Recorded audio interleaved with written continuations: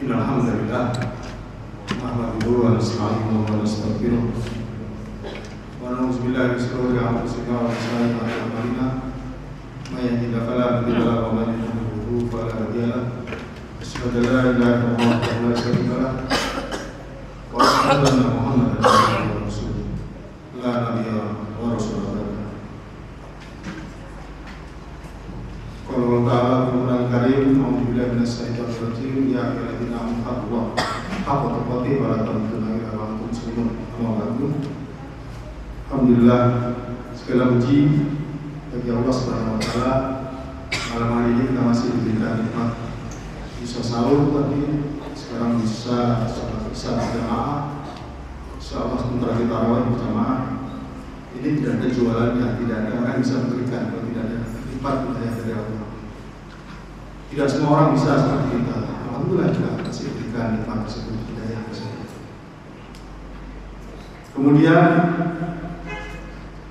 kita juga punya kabar gembira bahwa di Ramadan ini ada dua hal kabar gembira. Yang pertama yaitu bahwa kita akan diampuni dosanya. Dalam hadis Bukhari nomor 38 dan Muslim nomor 760, hadis ini sangat masyhur. Man shoma Ramadan imanan wa ihtisaban yughfar lahu min dhanbi, yang artinya para jamaah juga mungkin sering mendengarkannya, yaitu barang siapa berpuasa Ramadan atas dasar iman dan mengharap pahala dari Allah, maka dosa yang telah Allah akan diampuni. Oleh karena itu bergembiralah, dosa kita akan diampuni. Siapa sekarang yang tidak punya dosa? Setahun ini dari Ramadan kemarin,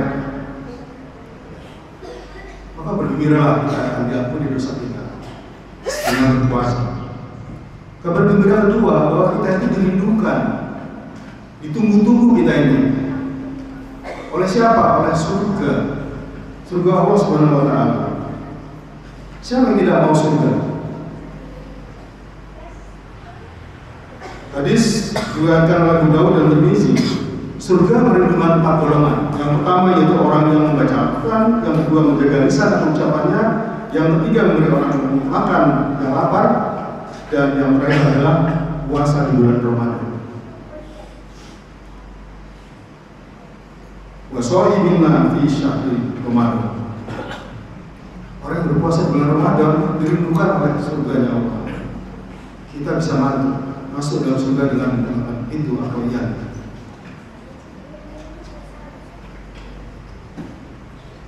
Kalau udah ada kabar gembira seperti itu, lalu kabar apa lagi yang kita tunggu-tunggu hidup di dunia ini? Maka bergembiralah. Mari kita jalankan puasa kita ini dengan rasa ikhlas, dengan bergembira, dengan penuh sukacita. Tapi masalahnya, bagaimana meraih surga, bagaimana meraih ampunan tersebut? Itu menjadi masalah sangat besar. Sudah berbentuk sambil puasa, kita lakukan amalan-amalan ibadah yang lainnya. Dan kita tahu bahwa amalan ibadah tersebut akan dilipat gandakan 10 kali, 70 kali, bahkan 700 kali. Ibadah yang bersifat sunnah akan dihitung sebagai ibadah wajib, dan ibadah yang wajib akan dilipat gandakan. Muncul lagi masalah. Lalu bagaimana agar amalan ibadah kita itu bisa diterima? Tentu saja syarat-syarat ibadah kita harus kita perhatikan. Sebagaimana contoh misalnya sholat. Kita rajin sholat sunnah, rajin sholat wajib pun sekarang kita kerjakan berjamaah di masjid. Mumpung lagi Ramadan, pahalanya berlipat-lipat. Tidak salah. Mudah-mudahan nanti terus berlanjut sampai di luar Ramadan. Tapi syarat sahnya sholat salah satunya yaitu wudu. Nah, ketika berwudu, ada satu fenomena yang saya perhatikan, yaitu banyak kaum muslim itu yang memelihara kuku. Entah itu di jempolnya, entah itu di kelingkingnya. Saya nggak tahu itu apa kuku itu. Ada gunanya nggak, atau profesinya harus pakai kuku. Yang jelas kuku di dua sisi dipandang cukup merugikan. Di sisi syariat Islam dikhawatirkan kuku tersebut bagian bawahnya tidak terbasuh oleh air wudhu kita, kalau kita buru-buru wudhunya. Sebuah riwayat, Abu Ayyub Al-Ansari pernah bersalaman dengan seorang sahabat dan dia melihat kukunya panjangkan. Lalu beliau, Abu Ayyub Al-Ansari, berkata dengan mengutip salah satu sabda Rasulullah SAW, salah seorang dari kalian bertanya tentang berita langit, sedangkan dia membiarkan kukunya menjadi seperti kuku-kuku burung, padahal di situ berkumpul najis, junub, kotoran. Hadis riwayat Ahmad.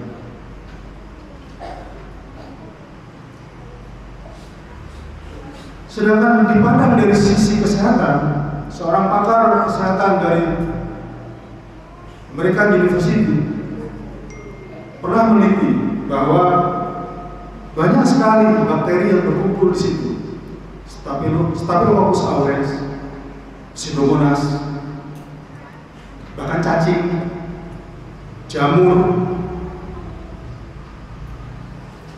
Staphylococcus aureus atau Pseudomonas tadi bisa menyebabkan infeksi jantung, bisa menyebabkan paling ringan bisul, udunen, paling ringan radang paru-paru yang banyak diderita oleh masyarakat Indonesia.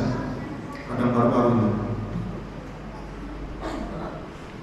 Sedangkan cacing juga paling banyak diderita oleh anak-anak Indonesia. Akhirnya cacingan, akhirnya makanan dimakan masuk ke dalam tubuh, diserap oleh cacing, akhirnya anaknya kurang gizi. Jamaah sholat tarawih rahmatullah, yang paling penting dipandang dari syariat Islam bahwa kuku yang panjang tadi berisiko wudhunya tidak sah karena adanya bagian bawah kuku yang tidak terbasuh.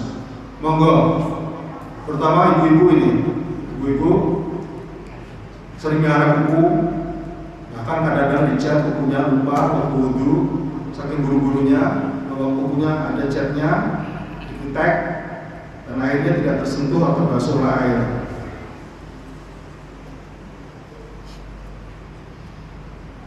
Oleh karena itu, ketika dulu kita SD, saya minta waktu sedikit lagi, yaitu ketika kita SD, setiap hari Senin guru kita memeriksa kuku kita. Rasulullah pun mengajarkan setiap Jumat salah satu yang harus dipotong adalah kuku kita. Semuanya punya hikmah.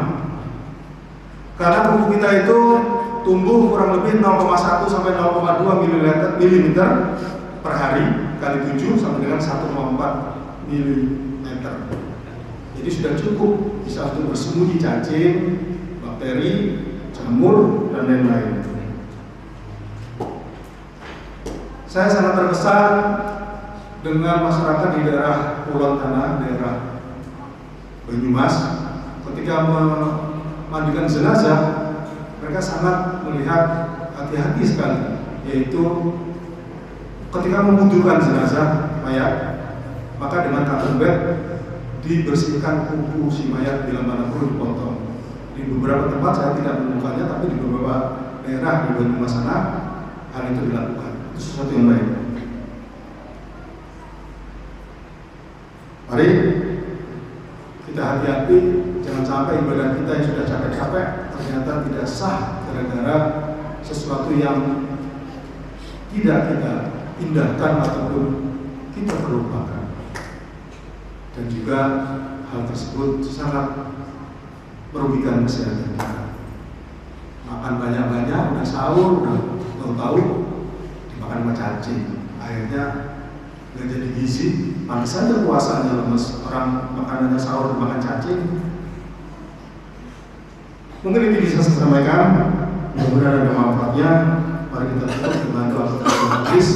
Subhanallah wa bihamdika, asyhadu an la ilaha illa anta, astaghfirullah wa atubu ilaik. Assalamualaikum warahmatullahi wabarakatuh.